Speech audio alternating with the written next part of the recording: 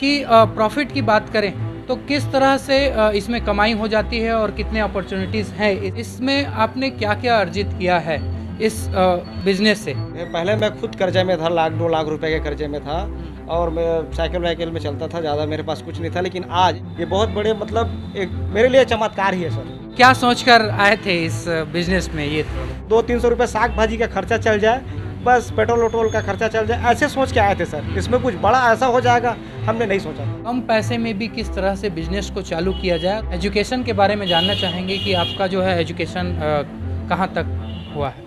लेकिन कहीं ना कहीं सर जो बिजनेस है वो आपको एक मोटा पैकेज भी दे सकता है, छोटा भी दे सकता है और बहुत बड़ा भी दे सकता है। रही बात रोजगार की सर, पढ़ने लिखने के बाद तो मैं पढ़ाई के लिए हर व्यक्ति को बोलूँगा, पढ़ना बहुत ज़रूरी है, क्योंकि जब तक आप पढ़ेंगे नहीं, दुनिया को समझेंगे नहीं।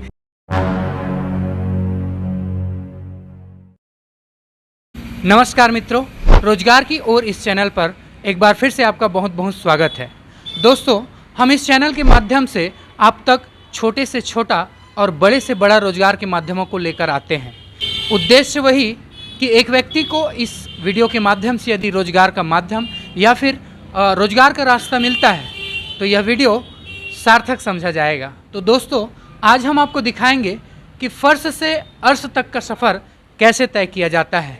मिलते हैं ऐसे शख्स से जो फुटपाथ से अपना बिजनेस चालू किया था और आज एक बड़ा दुकान चला रहे हैं और लाखों का बिजनेस कर रहे हैं। भाई साहब नमस्कार, आपका भी इस चैनल पर एक बार फिर से बहुत बहुत स्वागत है। नमस्कार, आपका भी दुकान में हमारे बहुत बहुत स्वागत है। सर जी, सबसे पहले हम अपने दर्शकों को आपका नाम बताना चाहेंगे।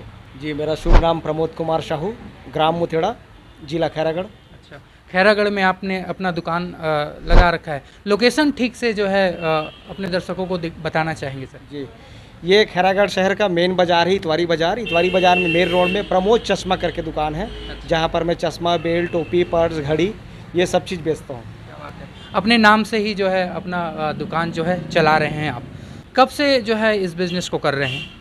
मैं सर चश्मा बेचने का काम लगभग 2013-14 में शुरू किया हूँ। अच्छा। पहले मैं घूम घूम के मेला मड़ी में ही बेचता था और थोड़ा सा गर्मी भी बेचता था, और फिर उसके बाद 2015 से लगातार यहाँ पर फुटपाथ में एक स्टैंड में लगाना शुरू किया हूँ। तो सुबह लगा देता था और शाम को बंद करके अपना घर ले जाते थे। अच्छा, मतलब लगभग 7-8 सालों से आपने यह बिज़नेस चालू किया है और आज इस मुकाम तक हैं। आपने किस तरह से सफ़र तय किया, क्या क्या कठिनाइयों का सामना करना पड़ा, किस तरह से दुकान को आगे बढ़ाने में कौन कौन सी परेशानियां होती हैं, ये सारी चीज़ों के बारे में डिस्कस करेंगे। उससे पहले हम अपने दर्शकों को बताना चाहेंगे कि प्रॉफिट की बात करें तो किस तरह से इसमें कमाई हो जाती है और कितने अपॉर्चुनिटीज़ हैं इस बिज़नेस को लेकर, वो बताएंगे सर।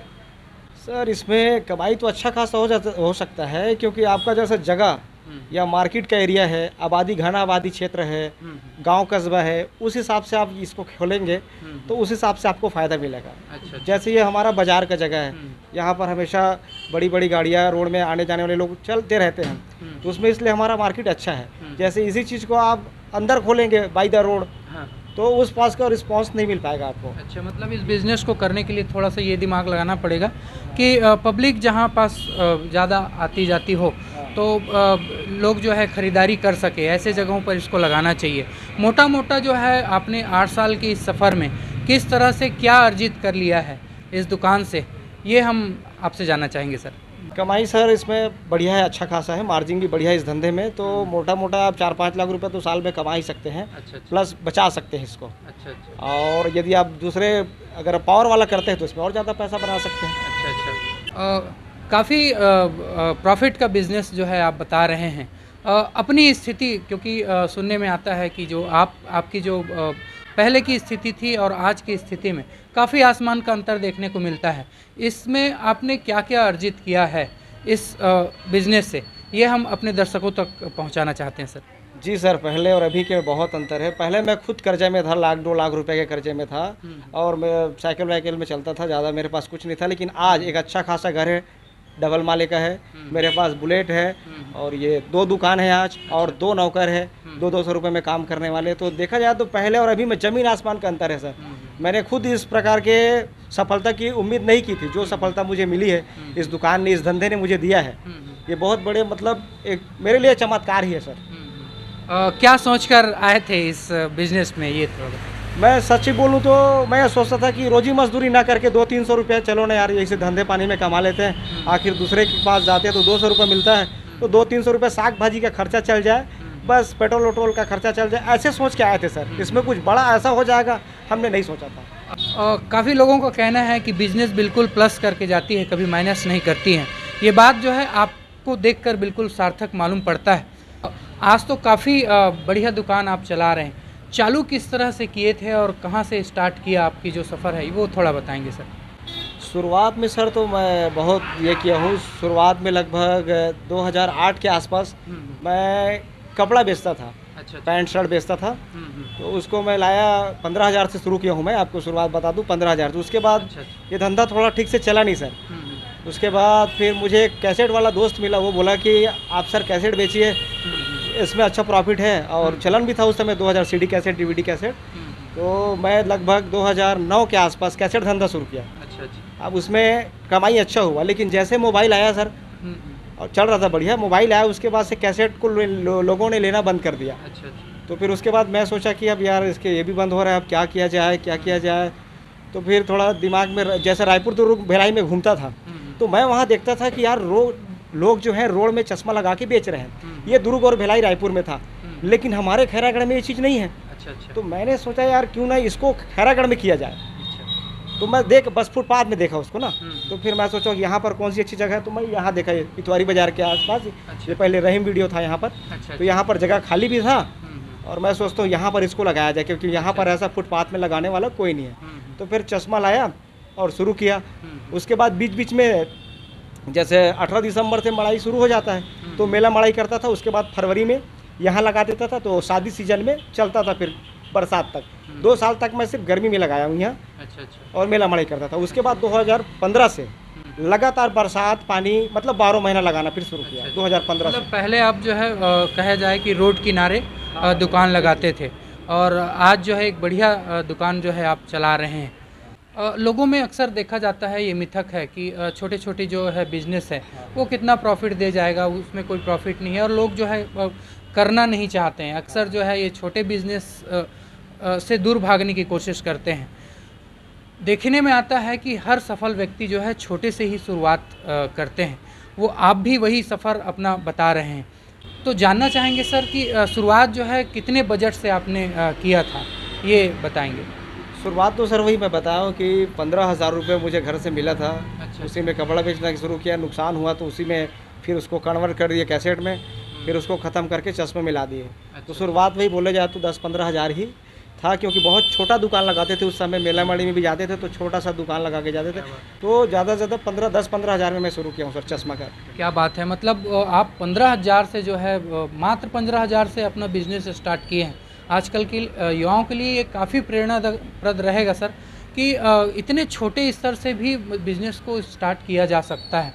कई लोग हैं, युवा हैं जो बेमतलब घूम रहे हैं या फिर रोज़गार की तलाश में इधर उधर भटक रहे हैं। कम पैसे में भी किस तरह से बिजनेस को चालू किया जाए और उसको धीरे धीरे बढ़ाया जाए, ये आपसे सीखने के लिए बखूबी मिल रहा है। तो इस मिथक को आप तोड़ते हुए भी नज़र आ रहे हैं कि बिजनेस करने के लिए बड़ा पैसा चाहिए। इसके बारे में क्या कहना चाहेंगे सर? नहीं सर, ये क्या है सर, पूरा गलत है। ठीक, बड़ा पैसा चाहिए मैं मानता हूँ, लेकिन यदि आप छोटे घर से हैं और आप रोज़गार करना चाहते हैं, स्वयं का रोज़गार करना चाहते हैं, तो सर आपके पास जो पूंजी है या जो आपको उधारी में मिल सकता है 15-20 हज़ार, उसी से तो शुरुआत करेंगे ना सर। अच्छा। और छोटा चीज़ को आप बड़ा कब करेंगे, जब उसी से पैसा आएगा, और उसको जब धीरे धीरे बढ़ाएंगे तो वो बड़ा होगा। अच्छा। तो हम जैसे गरीब आदमी थे तो हमारे लिए 15,000 बहुत था, तो उसी को हम मार्केट में लगाए, फिर 2 पैसा 15 का 20 किए, 20 का 25, 25 का 50 करते करते आज कम से कम हमारा 4-5 लाख का तो दुकान ही है, दुकान में सामान ही है। तो जैसे बाज़ार में आप देखते हैं कोई गुपचुप वाला है, कोई मुर्रा बेच रहा है, कोई आलू बेच रहा है, कोई सब्जी बेच रहा है। ये छोटा छोटा जो धंधा है जो सर 10-15-20 हज़ार के आसपास हो सकता है, और इतना पैसा गरीब से गरीब आदमी जुगाड़ सकता है, और उसको फिर वो बढ़िया ढंग से व्यवहार बना के, और उसके बाद फिर कस्टमर को अच्छा सामान दे करके और अच्छा व्यवहार और अच्छा रेट, ये तीनों चीज़ दे करके अपने दुकान को बढ़ा सकता है और सफलता पा सकता है सर। बिल्कुल सही बात बता रहे हैं। छोटे बिजनेस, छोटे मोटे, जैसे आप गुपचुप के और मोमोज की दुकानें हैं, ये आजकल काफ़ी प्रचलन में हैं और लोगों को लगता है कि ये छोटे छोटे दुकान से क्या उतना कहा जाए कि अच्छा खासा प्रॉफिट जो है इसमें लिया जा सकता है। काफ़ी छोटे से स्टार्ट करके आपने आज एक बड़ा बिजनेस खड़ा कर रखा है, लेकिन देखने में आता है कि युवाएं जो हैं बहुत जल्दी अपना प्रॉफिट कमाना चाहते हैं आज के समय में। आपको लगभग इस स्थिति में आने के लिए 7-8 वर्ष लग गए बता रहे हैं। उनके लिए क्या कहना चाहेंगे कि जो एकदम से स्टार्ट तो करते हैं लेकिन जल्दी मनोबल तोड़ लेते हैं? अक्सर देखा जाता है कि बहुत बड़ा बड़ा बिजनेस स्टार्ट करते हैं आजकल के युवा, लेकिन वो बहुत जल्दी पीछे हट जाते हैं, उसमें प्रॉफिट नहीं देख पाते या जो भी कारण रहा हो वो बैक हो जाते हैं। उनके लिए किस प्रकार से आप संदेश देना चाहेंगे सर? नहीं, देखिए भाई साहब, आज के युवा लोग थोड़ा सा हर युवा जल्दबाजी में है। उसको 2-3 साल में गाड़ी चाहिए, अच्छा घर चाहिए, अच्छी बीवी चाहिए। तो ये भाई सिर्फ फिल्म में हो सकता है, ये रियल ज़िंदगी में नहीं होता। रियल ज़िंदगी में बहुत संघर्ष करना पड़ता है, बहुत समय देना पड़ता है, आपको कस्टमर के साथ नेट टू नेट डायरेक्ट व्यवहार बनाना पड़ता है, तब ये एक दुकानदार सफल होता है। और बहुत बड़ी बिजनेस की बात अलग है, लेकिन मैं एक छोटे नीचे से उठा हूँ तो मुझे उसी चीज़ का ज़्यादा नॉलेज है। तो मैं जितने भी मेरे आसपास बहुत लोग सफल हैं, मैं हूँ ऐसी बात नहीं है। उन लोगों को मैं देखा हूँ तो बड़ा अच्छा से कस्टमर के साथ बात करते थे, अच्छा सामान को अच्छे वाजिब रेट में देते थे, दूसरे दुकान से 2-4 पैसा कम रेट में देते थे, तब कहीं जाके ग्राहक बना, फिर सेलिंग बढ़ी, फिर सेलिंग बढ़ते बढ़ते वो बड़ा बना। अचानक से फिल्म में होता है वो नहीं होता भाई, और आपको पेशेंस रखना चाहिए धंधे में। कभी नुकसान होता है, कभी ऐसा लगता है कि कभी यार 100-200 को नहीं बेचता तो दुकान बंद कर दूं क्या, ऐसा लगता है। लेकिन जैसा सीजन आता है तो वो चीज़ जो नुकसान हुआ होता है वो कवर हो जाता है। मतलब सब्र की बहुत इसमें आवश्यकता है, आपको सब्र रखना होगा, पेशेंस रखना होगा। अक्सर देखने में आता है कि लाखों का जो है लागत लगा के लोग जो है बिज़नेस स्टार्ट तो कर लेते हैं, लेकिन कुछ दिन इंतज़ार करने के बाद वो पीछे हट जाते हैं, काफ़ी नुकसान झेलना पड़ता है उनको। सब्र रखें और धीरे से कोई बिज़नेस को छोटे स्तर से स्टार्ट करें। तो काफ़ी स्ट्रगल भरा लाइफ जो है आप अपना बता रहे हैं सर। एजुकेशन के बारे में जानना चाहेंगे कि आपका जो है एजुकेशन कहाँ तक हुआ है? जी सर, एजुकेशन तो मेरा सर डीएड है और टेट भी क्लियर हूँ मैं, और इंग्लिश में एमए है। अच्छा। ये सर यही खैरागढ़ से किया हूँ मैं। अच्छा। और शुरुआत में सर 2008 में घर की स्थिति ठीक नहीं थी सर, मैंने पढ़ाई छोड़ दिया था। 12वीं करने के बाद मैंने पढ़ाई छोड़ दिया, कर्जा घर में बहुत ज़्यादा हो गया था। फिर मैं सोचा सर आगे के पढ़ाई करूँगा तो फिर खेत वेत को बेचने का नंबर पड़ जाएगा, तो उससे अच्छा मैं कुछ कर लूँ, रोज़गार करके इधर थोड़ा देखा हूँ सर। और फिर उसके बाद 4-5 साल कैसेट बेचने के बाद मुझे लगा कि नहीं यार, ये रोज़गार धंधा में कुछ नहीं है, तो उससे अच्छा पढ़ाई कर लूँ, नौकरी वोकरी लग जाएगा तो एक सेफ आने का जो स्रोत है वो बन जाएगा। ये सोच के सर 2014 में डीएड किया हूँ। 2017 में निकलने के बाद first year college, second year, third year, ये सब दुकान को चलाते चलाते, फुटपाथ में चलाते सुबह दुकान लगा देता था, शाम को और 10 बजे कॉलेज जाता था, उसके बाद फिर शाम को 5 बजे आता था, फिर दुकान का देख रेख करता था। तो ऐसा करते करते बाकी जो बचे हुआ पढ़ाई था 2007 में जिसको मैंने छोड़ दिया था 12वीं के बाद, उसको सर 2015 में शुरू किया हूँ और 2022 तक उसको पूरा इंग्लिश में एमए करके कंप्लीट किया हूँ सर। इसके अलावा मैं सर थिएटर भी ज्वाइन किया हूँ, उसमें भी थोड़ा कलाकारी में भी थोड़ा दिलचस्पी था, तो उसमें भी ज्वाइन किया हूँ। मतलब थिएटर में भी आपने अपना हाथ आजमाया है, नाटक के क्षेत्र में भी आपका रुझान बता रहे हैं, काफ़ी एजुकेशन को भी और बिजनेस को साथ लेकर चले हैं। इसमें दोनों में डिफरेंस जानना चाहेंगे कि जो है एजुकेशन जो है आज काफ़ी युवा जो है एजुकेटेड हैं और नौकरी के पीछे बिल्कुल उनका फोकस है। बिजनेस और नौकरी, इन दोनों में क्या अंतर है और क्या सही है? बिजनेस ज़्यादा अच्छा रहता है कि नौकरी करना ज़्यादा अच्छा रहता है? इस विषय में थोड़ा सा आपसे जानना चाहेंगे सर। जी सर, देखिए सर, अधिकतर लोग सर, हम सभी, हमारा जो माहौल है आजू बाजू का, सभी लोग चाहते हैं कि एक अच्छी सर्विस मिले ताकि सेफ जोन में एक निश्चित पैकेज हर महीना आए।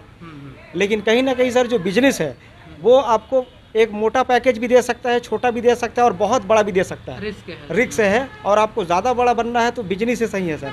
और रही बात रोजगार की सर, पढ़ने लिखने के बाद तो मैं पढ़ाई के लिए हर व्यक्ति को बोलूँगा, पढ़ना बहुत ज़रूरी है, क्योंकि जब तक आप पढ़ेंगे नहीं, दुनिया को समझेंगे नहीं, व्यापार को नहीं समझेंगे, दुनियादारी नहीं समझेंगे, कहाँ क्या बनता है, कैसे बनता है, कहाँ क्या मिलता है, ये सब चीज़ को, दुनिया को समझने के लिए पढ़ना ज़रूरी सर।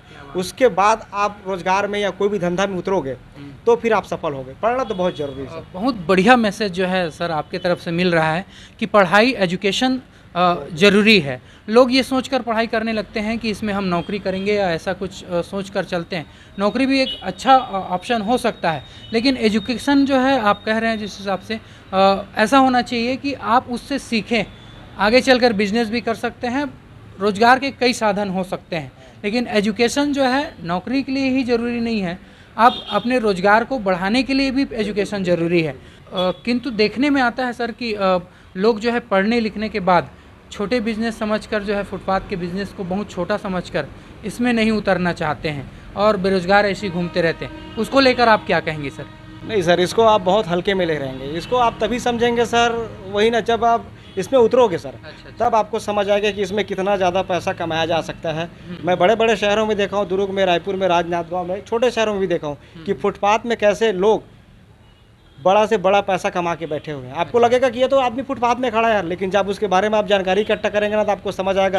रायपुर में जाके देखो, छोटे शहर में 10,000, 15,000, 20,000 तक का धंधा, कई चाट वाला, कोई फुटपाथ में कपड़ा बेचने वाला, और बहुत सारे लोग हैं जिन्होंने फुटपाथ में ठेला लगा के या फुटपाथ में खड़े होकर बेच के कई लाखों रुपए कमाए सर। आपको आप इसके नीचे में नहीं गए, इसलिए आपको पता नहीं है सर। काफ़ी अनुभव है और काफ़ी जो है लाभप्रद जो है जानकारी आप दे रहे हैं सर। आपने बताया कि थिएटर भी आपने ज्वाइन किया था और नाटक के क्षेत्र में काफ़ी इंटरेस्ट रखते हैं। कई जगह आपको एक्टिंग करते भी हमने देखा है। किन किन क्षेत्रों में आपको अवसर मिला है, ये थोड़ा बताएंगे? जी सर, वैसे तो बचपन से नाचने गाने का शौक़ शुरू से था, लेकिन पढ़ाई लिखाई के कारण नहीं हो पाता था। लेकिन जैसे कॉलेज में गए सर, वहाँ भाषणबाजी में और एक्टिंग में अच्छा खासा मौका मिला। तो जब रायपुर में जब पूरे राज्य का इंटरडाइट कंपटीशन हुआ, उसमें सर चंद्रशेखर आज़ाद का रोल किया था, उसमें फर्स्ट इनाम मिला। और एक नाटक में शहीद वीर नारायण सिंह जी का जो रोल किया हूँ सर, वो काफ़ी बहुत शानदार नाटक था, उसमें भी मेरे को फर्स्ट इनाम मिला था, हमारी पूरी टीम को। और उसके बाद तत्कालिक भाषण प्रतियोगिता हुआ सर, उसमें भी फर्स्ट इनाम मिला सर। तो ये मेरे लिए बहुत बड़ी उपलब्धि, वहाँ पर मैं अपने आप को बहुत गौरवान्वित महसूस किया हूँ।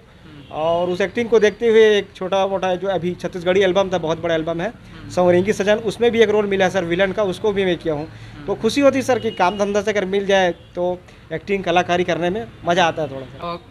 एक्टिंग में भी काफ़ी आपका रुझान है। चंद्रशेखर आज़ाद से लेकर जो है विलेन तक का जो है रोल आप कर लेते हैं। तो आइए देखते हैं सर का एक छोटा सा क्लिप।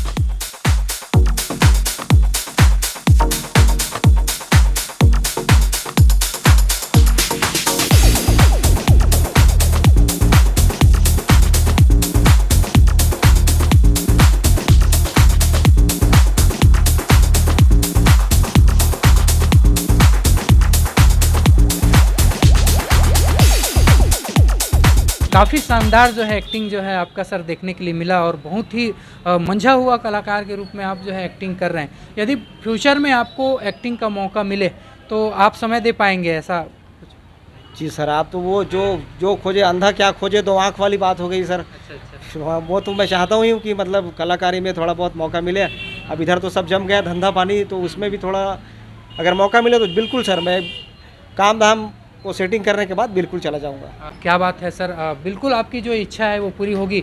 और आपकी इस एक्टिंग के क्लिप को देखकर बिल्कुल हमें लगता है कि कोई ना कोई आपको ये इस फील्ड में बिल्कुल आपको अपॉर्चुनिटी मिलेगी और मिलना भी चाहिए, आपके में वो हुनर है। चलते चलते जो है हम अपने दर्शकों के लिए एक आखिरी संदेश जो है आपसे लेना चाहेंगे सर। जी सर, सबसे पहले बात तो मैं ये कहना चाहूँगा कि पहले आप अपनी पढ़ाई को पूरा कीजिए। पढ़ाई को बिल्कुल नहीं पढ़ना, ऐसी बात नहीं। पढ़ने के बाद आप अपने आसपास, मैं उसी को ज़्यादा सक्सेसफुल मानता हूँ जो अपने आसपास आजू बाजू एरिया में रोज़गार को देखे और उसके हिसाब से रोज़गार तैयार करे स्वयं के लिए। जैसे उदाहरण के लिए मैं देना चाहूँगा, मनियारी वाला है, गुपचुप वाला है, सब्जी वाला है, पान ठेले वाला है, और आलू प्याज बेचने वाला है, सब्जी बेचने वाला है। ये जो आपके आजू बाजू फेरी वाले हैं, ये आपको कहीं ना कहीं बहुत बड़ा एक आपके सामने से रोज़ गुजरता है रोज़गार वाला, और आप अपनी आंखों से देख नहीं पाते। यही रोज़गार है सर। अपने आजू बाजू चीज़ को तलाशे, समझे कि यहाँ किस चीज़ की आवश्यकता है, उसके अनुरूप अपने आजू बाजू ही कोई छोटा मोटा रोज़गार शुरू करें। जिस चीज़ को करने के लिए मैं आपको दुर्ग या राजनांदगांव या हैदराबाद जाने की सलाह नहीं दूंगा। आप 500 रुपये कमाने के लिए हैदराबाद जा सकते हैं, लेकिन आप गुपचुप चाट का ठेला लगा लीजिए। सीखने के बाद आइसक्रीम बेच लीजिए, आइसक्रीम है तो ये सब चीज़ बेच के आप 500, 700, 1000 रुपये आराम से कमा सकते हैं सर। इसके लिए हैदराबाद दुर्ग जाने की ज़रूरत नहीं। क्या बात है सर, बहुत बढ़िया जानकारी आपने दिया। और सबसे बढ़िया जानकारी आपने दिया कि रोज़गार को अपने आसपास तलाशने का हुनर होना चाहिए। एजुकेशन बहुत ज़रूरी है, लेकिन कई लोगों को देखने में आता है कि आज भी पलायन की जो समस्या है जो है नज़र आती है। तो बाहर कमाई के लिए ना जाकर अपने आसपास ही रोज़गार को बिल्कुल खोज कर आप अपने लिए रोज़गार तय कर सकते हैं। इस वीडियो के लेकर या फिर इस बिज़नेस को लेकर यदि आपको कुछ भी प्रश्न करना है तो सर का नंबर जो है डिस्क्रिप्शन पर आपको मिल जाएगा। आप बिल्कुल इनसे सलाह ले सकते हैं और अपने बिजनेस को आगे बढ़ा सकते हैं। काफ़ी प्रेरणाप्रद जो है बात आपने बताई और एक अवसर जो है रोज़गार का लोगों तक पहुंचाने का प्रयास किया। बहुत अच्छा लगा आपसे बात करके सर, इसके लिए बहुत बहुत धन्यवाद।